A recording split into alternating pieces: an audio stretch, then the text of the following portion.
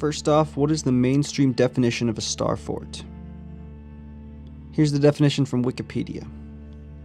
A bastion fort or star fort or trace italienne, a phrase derived from a non-standard French literally meaning Italian outline, is a fortification in a style that evolved during the early modern period of gunpowder, when the cannon became dominant on the battlefield. It was first seen in the mid-15th century in Italy. The design of the fort is normally a polygon with bastions at corners of the walls. These outcroppings eliminated protected blind spots called dead zones and allowed fire along the curtain from positions protected from direct fire. Many bastion forts also feature cavaliers, which are raised secondary structures based entirely inside the primary structure.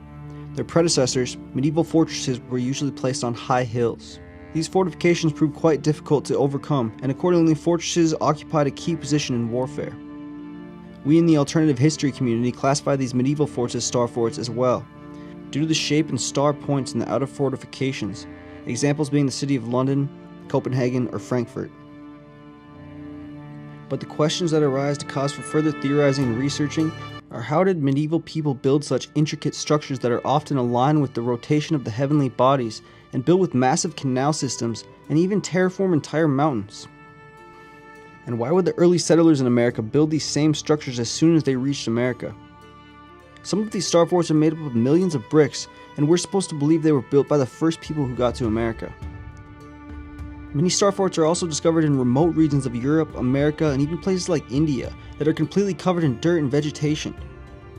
Many times they are also completely undocumented in logs and history, and yet the star shape is still visible in these unknown ruins. Some theorists suggest that the star forts were part of a larger network of advanced civilizations that existed around the world. This could explain the similarities in design and construction techniques found in forts across different continents. These star forts are also shown to incorporate advanced technology like water pumping systems, resonant frequency technology, symmetry, and intricate tunnel systems below them. One of the key features of star forts is their alignment with the stars and planets.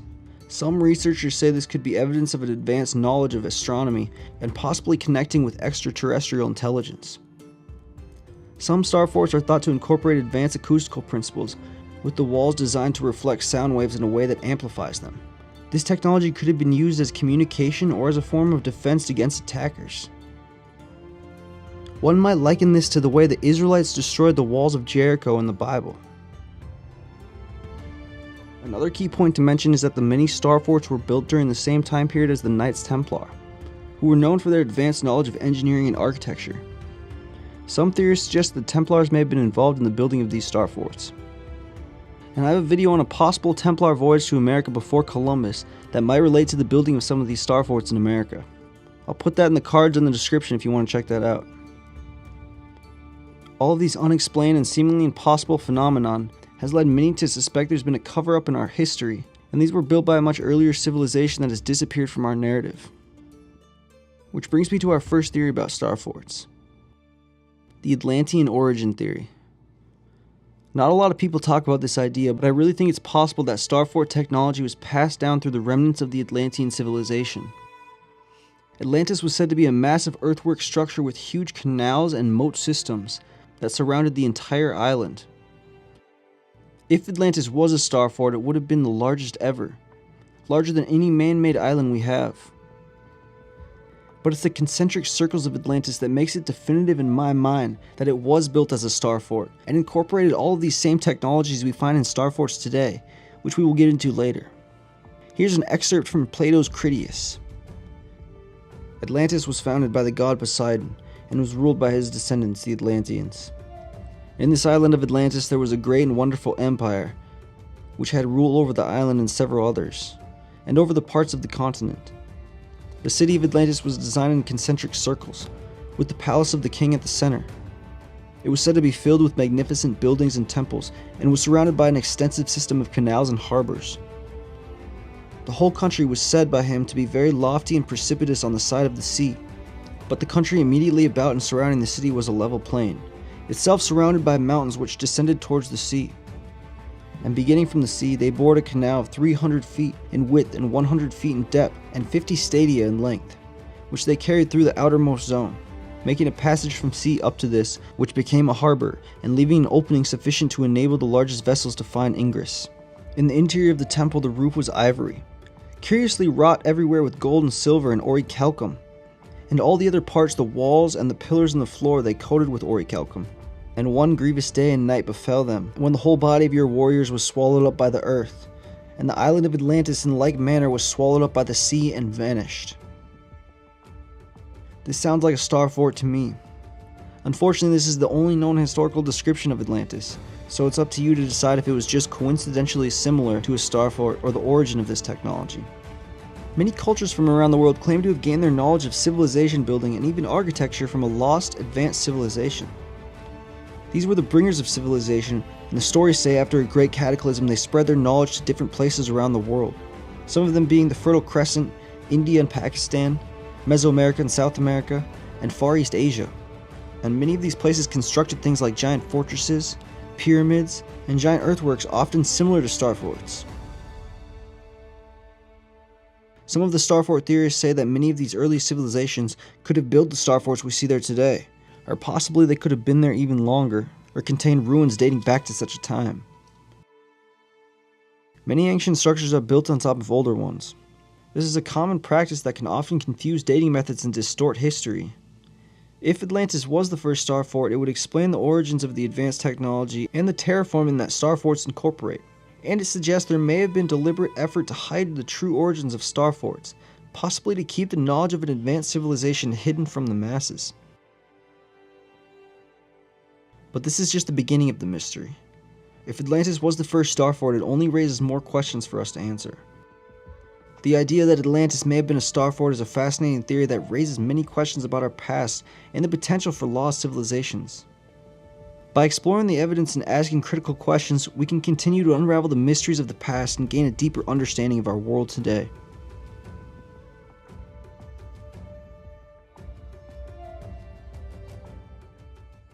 This next theory revolves around the possible functions of these star forts, and an interesting history told me by a woman from the Lakota Sioux tribe in my area, about a sacred site where a star fort now sits today. There are a few anomalies across most, if not all, star forts that make very little sense given the mainstream narrative, that I want to look deeper into. First is the relationship between star forts and water. Many of these star forts are built with intricate water pumping systems, and the location of these forts along waterways and coastlines is of interest. We're told that star forts were put there for their strategic purposes, but many of them have never seen battle or are in remote regions away from relevance altogether. And what about the cave systems underneath? Many of which are undocumented and are so big you can even drive through them. And many are even said to go underneath waterways like rivers and bays. And almost all of these star forts have these passages underneath. There are also these so-called plugs that we often find in these star forts that are an anomaly all on their own. They're such a weird construction technique that we find in almost all star forts in the US and many others as well. But why? Why such specific architecture? What could the purpose have been?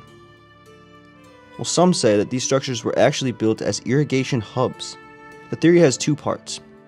First off, these star forts are said to have been built as flood walls to block a cataclysmic onset of flooding across the world, or even just the rising of sea levels after the last cooling period.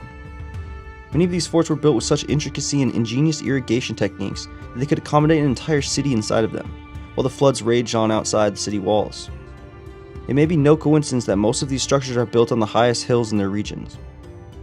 These forts also could have been used as a part of a project to drain waters from the land. They could divert entire river systems and change the course of water flows, effectively draining the waters into the oceans in the process, or at least to the lowest points in the land. This whole process reminds me of the legend of the Chinese flood myth of Yu. This quote is from Emperor Yao, a so-called mythological emperor from early Chinese history. He wrote about the flood saying, "Like endless boiling water, the flood is pouring forth destruction. Boundless and overwhelming, it overtops hills and mountains. Rising and ever rising, it threatens the very heavens. How people must be groaning and suffering."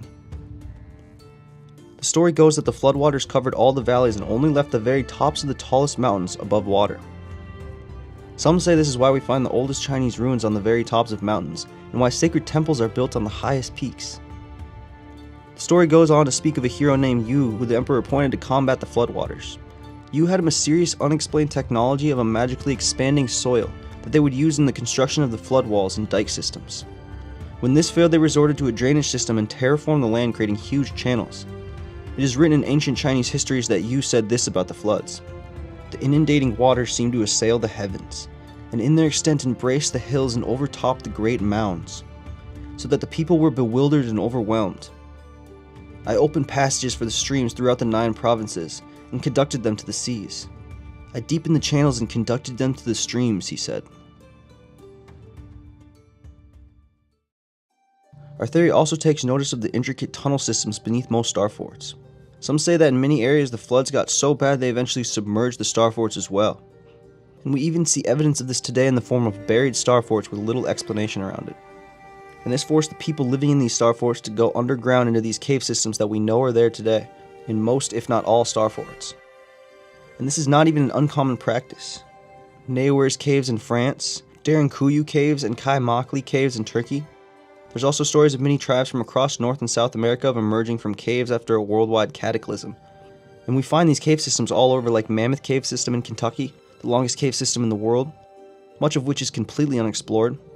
The Cheyenne Caves, the Wind Caves in North Dakota. There are also caves connecting the ancient city of Cusco to other areas going underneath the Andes Mountains in South America, and countless other examples.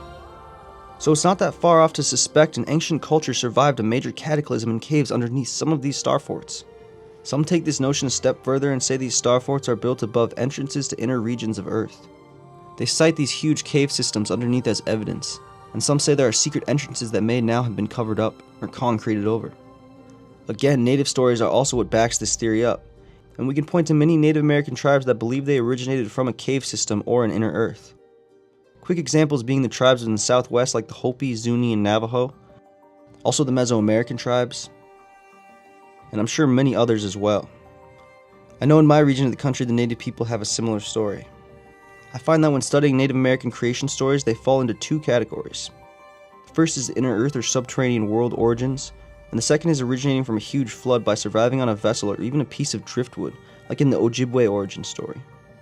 Some Lakota tribes tell a story of their creation at a site called Bedote, meaning where 2 waters come together. It is the spot between Minneapolis and St. Paul where the Minnesota River meets the Mississippi. There are also many small mounds near this area, and the Lakota tell of this being the site of their creation. They also believe that this exact spot where the rivers meet is the exact center point of Earth. And sure enough, the only star fort in the state is sitting right here. And there are caves all throughout this area as well. This to me is no coincidence. Like the theories say, either they built this star fort here on top of this sacred focal point on Earth for a reason, or possibly some version of it was always here. I've checked it out before, and there's an entire layer of stone foundation that appears much older than the actual fort that they claim is a natural formation. Star fort or no star fort, this site is extremely interesting, and it is one of many just like it with similar stories. There's something about these star forts that they're built along ley lines or on top of much older sacred sites. I've always wondered if any star forts lay under the ocean. They're not supposed to in the timeline, but if they did, it would prove a lot. It seems they were built strategically to avoid flooding, or like we said before, perhaps to be the solution to it. Take a look at this fort in the Florida Keys, Fort Jefferson. It still stands this peculiar spot at the tip of Florida on a sandbar half in the ocean. Even after every massive hurricane, it still stands, despite being in a terrible location. Why would they have built this here? What purpose does it serve? There's another star fort in Pensacola, Florida, the site of the first settlement in the United States dating back to 1672. The very first site they say they built a star fort. This area is also rumored by locals to have tunnels all across the city, even going underneath the bay and connecting to this star fort. So many weird coincidences, it just starts to unravel everything we know. Of course, we should take a look at the sites in Europe too in relation to this theory. Most European star forts encompass entire cities. They also have very advanced systems of irrigation and waterways. I'm going to get more in detail into some of these technologies in part 3, but I just wanted to touch on it because these systems of terraforming and changing entire landscapes to move water could have easily been done to drain the land of water. Look at the Netherlands, for instance. This country is famous for having pumped the water from their lands and used a system of dikes and windmill pumps to create more fertile farmland and areas to live. And this country might have the most star forts out of any. But what gave them the need to do this? The only reason to develop such advanced technology is out of necessity during times of massive flooding. Why build cities in such a way? Walls and moats can be built without such intricate shapes and designs. No, they did this for a reason other than war tactics. They tell us the star fort shape was a response to the invention of gunpowder, but many of these European ones were built before guns were common. This technology was way beyond what they tell us the people of the time period could do. So there has to be another explanation. In fact, many star fort cities in Europe don't even have walls. They just have star-shaped mounds around the city. This in no way could stop an invading army, but could be very useful in keeping several meters of water out. Another example of a city built using advanced irrigation and waterworks is Venice, Italy. Although this city wasn't exactly built to take on flooding, it's a good example of how man has developed intricate technologies to live in flooded areas. The people of Venice created wood waterways, and due to the composition of the water, the wood fossilized and turned to stone, creating the long-standing structures we see there today. Another example of this is the Aztec city of Tenochtitlan, and how they built rafts of vegetation whose roots eventually lodged themselves into the lake bed, creating livable land in the middle of a lake, and the Mayans used this technique as well. These star forts could possibly be another version of these types of cities. So what do you think? Could star forts have been built as some sort of flood walls or drainage system after a great flood? And what do they have to do with these stories of inner earth, or people emerging from cave systems? And why were they built in such sacred areas and along ley lines?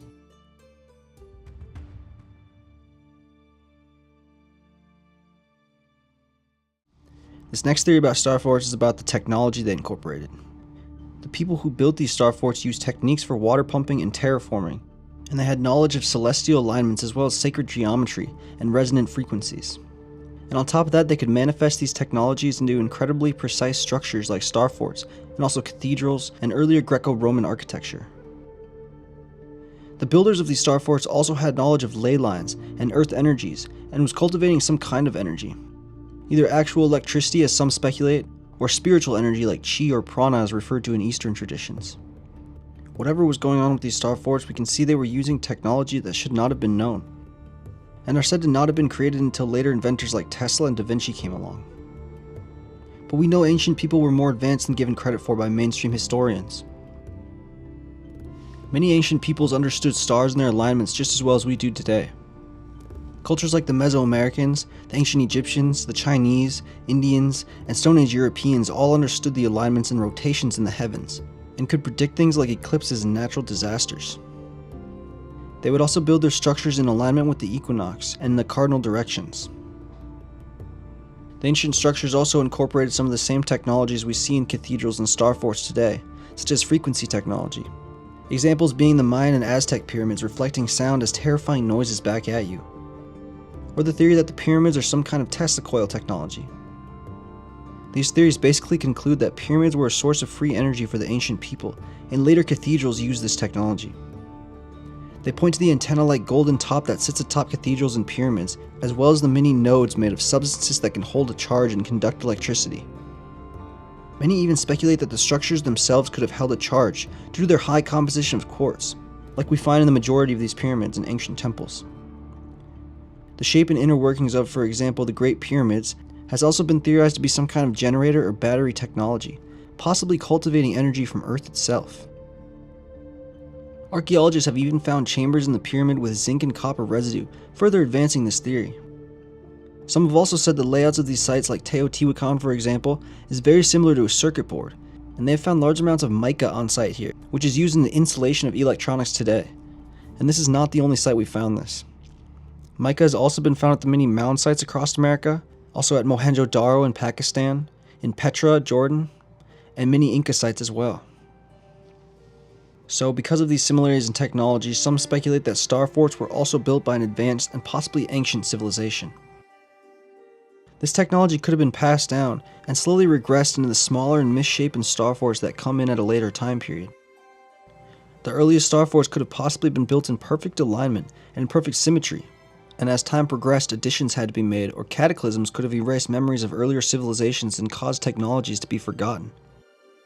We see this strange regression of technology all over the world, where the oldest sites are the biggest and most advanced, and as time goes on, technologies are forgotten. This points to a lost advanced people existing in our past. Tesla himself was inspired by ancient texts, and it is said that he was a scholar of the Vedas and Upanishad texts, which describe these advanced technologies in detail, like superweapons and flying machines that date back to a time of forgotten history when gods lived with humans, as do all the other ancient religions and cultures. But what technologies exactly did Star Forts incorporate in their design? There are a few obvious ones like the massive moving of earth to build channels and dikes in the creation of the forts, as well as their placement on waterways or protruding out into the ocean in some cases. They had to move huge amounts of earth to create these, and even form new waterways and canals. And they did it all in perfect geometric shapes. In the Sumerian text, the Anunnaki god Enki is responsible for creating the rivers, and it says he dug giant canals to bring water and irrigate the cities as well. Star forts were a form of terraforming and changed entire water systems, bringing water to every part of the city and creating waterways for passage. But the real ingenious secrets lay in the shape of the structure. The star pattern bastions are impressive enough on their own, but there are many that say they had other motives for building in this fashion, and incorporated designs that allowed for the pumping of water and even the purification of it. These star fort shapes also relate to sacred geometry and frequency technology that must have been used to come up with these intricate designs and allowed them to do certain things thought to be impossible at that time. These star designs are detailed and precise. They remind me of things created by AI using a 3D printer. AI has given us things like better designed wind turbines, and can create more efficient technologies like engines, using advanced knowledge of geometry. This shows how intricate designs and patterns can be used to create futuristic technologies.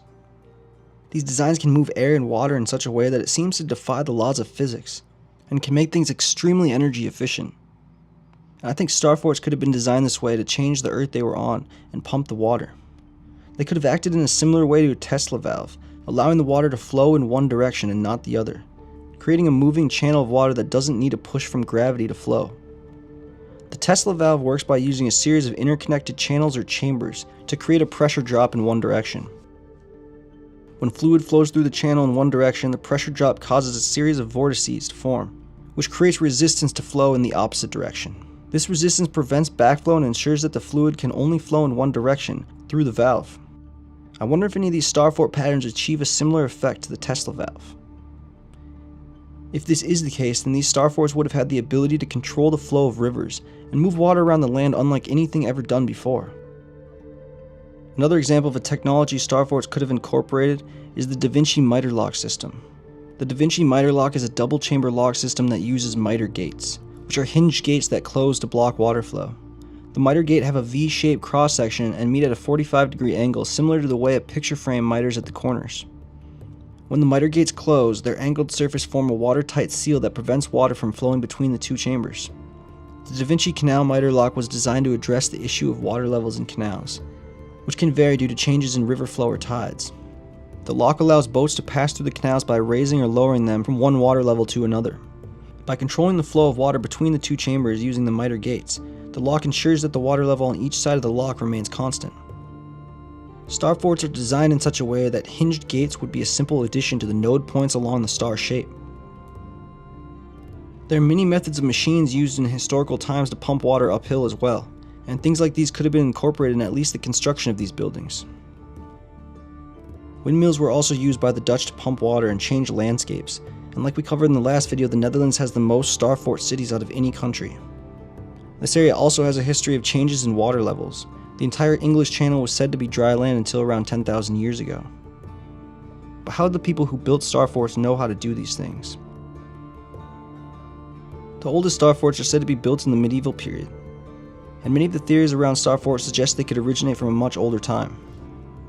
But how did these people have knowledge about things that were only later discovered by great minds like Tesla and Da Vinci? Well, the star fort shape has something to do with cymatics or sacred geometry. We find this type of geometry in art from ancient cultures all across the world, and we can see these shapes incorporated into the architecture as well. We also find these shapes everywhere in nature, from things as small as a cell to things as large as galaxies. Our entire world is built using these types of intricate geometric shapes that display the golden ratio and perfect symmetry. You can see them in plants, in gems and minerals, in the way clouds form, in the ripples on a body of water. Everything in nature adheres to these designs, so it would only make sense that to be in perfect harmony with nature, one must build in this fashion. Many ancient cities pride themselves on being built in accordance with nature and keeping with the natural frequencies of the land. The Earth has a resonant frequency, and each region of the Earth emanates its own specific variation of this vibration. Nikola Tesla knew this, and his Wardenclyffe Tower was said to tune into this exact frequency and provide free energy to the surrounding people. Tuning to this resonant frequency is said to have more applications than just wireless energy. It's also said to be able to heal the body, and maybe why certain spots on Earth are thought to have sacred healing powers. We know that water can hold vibration, and water is a large part of many of these healing sites. Maybe there was something about the shapes of star forts that tapped into this frequency and purified the water to make it safe for drinking, even giving it healing properties. Water molecules can be influenced by frequencies and electromagnetic energy, so it's entirely possible to clean water with the right frequencies. If this is the case, then these buildings were truly built in perfect harmony with nature, providing people with modern amenities and possibly even keeping them from disease. Many have pointed out how weird it is that many of these medieval cities were built without sewage systems. Maybe they would just dump their waste into the Starfort water channels, and the pumping system would not only wash the waste away, but would actually instantly purify the water and make it safe for drinking, using the frequencies of the earth and the architecture itself. You may think this is a little far-fetched, but there are other ancient sites that incorporate sound technology into their construction. One being Chichen Itza and other Mesoamerican pyramids. How they reflect a terrifying chirping sound back at you when you clap in front of them. The pyramids at Giza are also said to amplify certain frequencies and sound waves. Stonehenge was also said to have acoustic properties, and many others as well. There's also the story in the Bible of the Israelites taking down the walls of Jericho, using nothing but sound waves from their horns and marching. God told them specifically when and how long to march around the city, and some theorize that there was something about the way the Israelites marched and the frequencies at which they blew their horns that caused the Great Walls of Jericho to crumble. These original walls have been lost to history. The ones we see today in Israel were a later construction, so maybe these walls were a Starfort themselves, or maybe Starfort technology was created as a way to combat this sound frequency warfare. I have a video that delves into this a little bit about King Solomon and how the temple, as well as the Jerusalem city walls, look Tartarian in origin. It's titled Solomon, the First King of Tartaria. I'll link that below. No matter which way you slice it, the people that built Starforts had to have knowledge of cymatics and sound frequencies, just to simply design these types of shapes. Some of these Starforts are so intricate, it couldn't have been a coincidence that they were built to match the shapes sound frequencies create. Now, we've talked about advanced technologies that Starforts could have been using, but none of these technologies used electricity. If the people who built Starforts were so advanced, then did they have electricity? Well, many say they did. The proof of this lies in the design of their architecture and the material they used. We talked a little bit about cathedrals and the conductive antenna they always have on the top of them. But how could these have created electricity? I'm no expert in this subject, but the theory goes that they work just like Tesla's Wardenclyffe Tower. And they're essentially just stylized versions of this. The tower was designed as a large vertical structure, consisting of a cylindrical base and a domed top. At the center of the tower was a large coil of wire, which was connected to a powerful oscillator capable of generating high-frequency electrical currents. Tesla's plan was to use the tower to transmit electrical energy wirelessly by sending electrical signals through the Earth's atmosphere. The tower was designed to generate extremely high voltages and frequencies, which Tesla believed would create resonant standing waves in the Earth's atmosphere, allowing energy to be transmitted wirelessly across great distances. This tower required no external power source and would work by tapping into the Earth's resonant frequency. Cathedrals and other ancient temples, and like we said before, pyramids as well, all the same components of the Tesla coil tower. They reach high into the atmosphere and gather energy from the Earth itself, and they store the energy in the structures themselves. They say this is why old buildings were built with so many spires and used copper or metal roofs. Some researchers say they have also shown that certain materials like red bricks that have a high iron content, or rocks like granite with high quartz content can actually hold a charge. Many of these structures also incorporate water in them, like we see with holy water in cathedrals, and many temples have sacred fountains and pools. And all of these old Starforts incorporate a cathedral in the center. Could they have really been a haven-like city with free energy and clean, pure water? The less extreme version of this theory is that they were not cultivating electrical energy, but spiritual energy. And we can actually see cultures that still do this in their temples today, like in the Far East Asia and Indian temples, for example. Their buildings often have these same components to them that the cathedrals and Tesla coils do, but they are simply using them to gather the etheric energy that they call chi in China, or prana in India, or mana in the Pacific, and many other cultures recognize this energy in their own way as well. The star forts and cathedrals were built in such a way they could have been created as a way to better reach God and possibly allow for some kind of communication, just like we see in ancient Israel on Temple Mount, which is also a star fort, and the Holy of Holies in the back of the temple, where the Ark of the Covenant sat.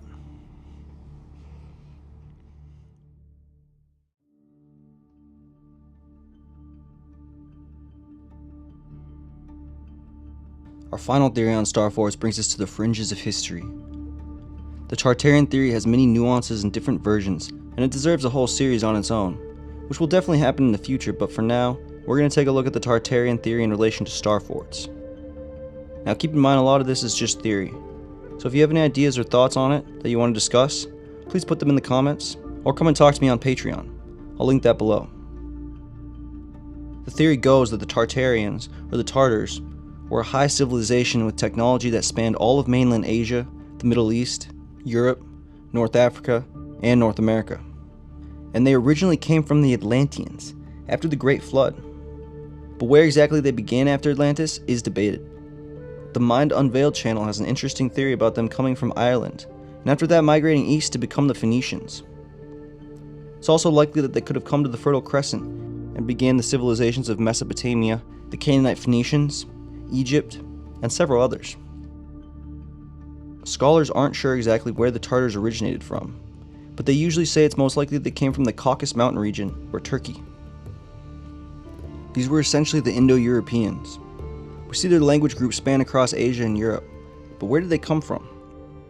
Scholars debate this, but among YouTube theorists, which is where this theory comes from, they mostly agree that they originated with the Phoenicians. They point to several things. First is similarity in language, a coexistence in the same region of the Mediterranean at the same time period, as well as the countless times the region of Canaan has been taken over in the ancient world. There are many stories, including in the Bible, of the Israelites and the Phoenicians fleeing their original homeland. This is where the stories of the Lost 10 Tribes come from. We still don't definitively know where these Lost 10 Tribes went, but the Tartarian theory says some of them, especially the northern Phoenician city-states, traveled to the land of the Tartarians just north of them in Turkey, and became the nomadic tribes like the Scythians, and later Huns and Mongols. This would have made a lot of sense for them, as their ancestors originated as nomadic people. And the Phoenicians had good relationships with the people of these regions, as they engaged in trade. This is a similar occurrence we see later in history when the Romans take over the Phoenician city-states, and they flee to Carthage. We also find a lot of similarities between the Scythians and Phoenicians. For one, their reverence of the horse. The Phoenicians were expert horse breeders, and traded their horses all over. They also used the horse as a motif in much of their artwork, and even adorned their ships with the head of a horse. The Scythians revered the horse even more, as it was their primary method of transportation, and also used in much of their art and symbolism as well. The Scythians and the other Indo-European tribes spread eastward down into India, and westward into Europe. We trace this through their language, which spans almost all of Asia and Europe. Genghis Khan was trying to control the entire people of Tartary, including his European cousins.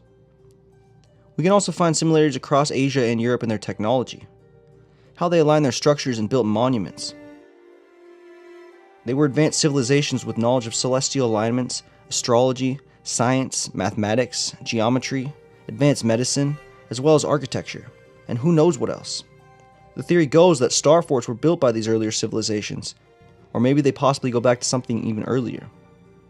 Do you know that the Otzi Iceman, as they call him, was a mummy that was found in the Alps who was dated to around 7000 BC, and he had tattoos on his skin along his acupuncture points. This was a technology that was thought to have originated in China in the 3rd century BC. Well, it's clear that it originated much earlier among these Indo-Europeans, and eventually made its way to China, which was also part of this Tartary nation. At some point, a high civilization was established that could have spanned this whole region. We also find cities in Siberia on old maps and regions that are completely barren now. Here's the Fra Mauro map from 1450 depicting massive cities and great castles all across northern Asia and Siberia, and it speaks of Tartars in conjunction with the people throughout Asia and Russia.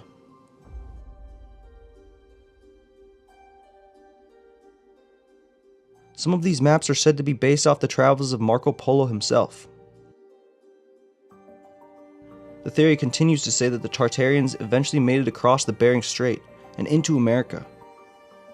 which, if they had cities in Siberia, would have been an easy task.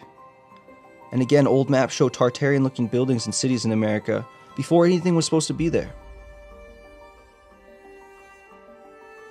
Here's the Mercator map of the North Pole from the 16th century showing cities in northern Siberia and North America.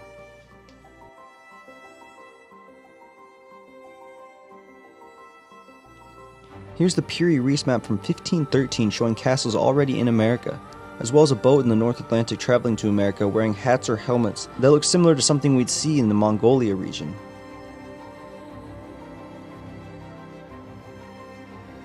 And we even see it in the DNA of Native Americans. Scientists have now concluded that Native Americans are descended from people in Mongolia and Siberia. These were the Tartars. Why do you think Columbus called them the Indians? He may as well just call them the Tartars because India was also labeled as Tartary on old maps, some of which may have been based off the ones Columbus was using. I've heard stories of many Native Americans not mind being referred to as Indians because they actually do originate from Asia. There was a great high civilization that was eventually lost in Siberia and North America, originally coming from the Indo-European Tartar tribes. The Catholics knew about this due to their Phoenician connections, and they covered it up by inhabiting the various star forts and wiping out everything they could find in America, destroying ruins, burying things, or building on top of them. Just take a look at the largest pyramid in the world. It's in Mexico, and it's buried still to this day, and there's a Catholic church built right on top of it. Star forts are located mostly in Europe, but also in other port cities around the world and in the Americas. Basically all across this land we refer to as Tartaria, and where the Phoenicians traveled. The theory states that these star forts were advanced technology, preceded only by the pyramids and megalithic structures of the ancient world, and Atlantis before that. These structures were built by advanced peoples and only later covered up and repurposed by the Romans and Holy Roman Catholics, who also came from Hebrew and Phoenician origins. The Catholic Church was started by the apostles of Jesus, who were of course Jews from Israel. The Apostle Peter is known as the first pope, and he was from Galilee, a neighboring region in northern Israel to several Phoenician city-states. The Phoenicians and Jews had been intermarrying and sharing culture for centuries by this point, going all the way back to the time of Solomon. We know this from the Old Testament that the Phoenicians were originally descended from the Canaanites that lived in their region before the migration of the Hebrews from Egypt. The Canaanites and the later Phoenicians were the pagans spoken about in the Bible, the worshippers of gods like Baal or Dagon. They would practice rituals like human sacrifice. And in the Bible, there's a common theme of the Israelites falling into these pagan ways and worshiping these gods. Many say this is eventually what also happened to the Catholic Romans, abandoning their true religion for power and greed, causing them to cover up true history and lie on a grand scale to keep this power and keep the masses asleep. They knew the true purpose of star forts and other advanced technologies and didn't want it to interfere with their influence over the world. And they did this with other buildings, not just star forts. The Catholics would convert pagan temples into churches all across Rome. And they would place churches on top of sacred pagan sites all over the world. They were also burning every book that didn't align with them that they could. They were doing this all across Asia, Africa, and the Americas. One of the worst instances of this is the Mayan texts. Only a handful of Mayan codices have survived. I have a whole video on this if you want to check it out. It's called Lost Mayan Texts. We have no idea what could have been hiding in these indigenous histories. In North America, we find what are essentially pyramids and ruins at sites like Cahokia, Spiro, Poverty Point, and thousands of others. And what do you know is often right next to these mounds?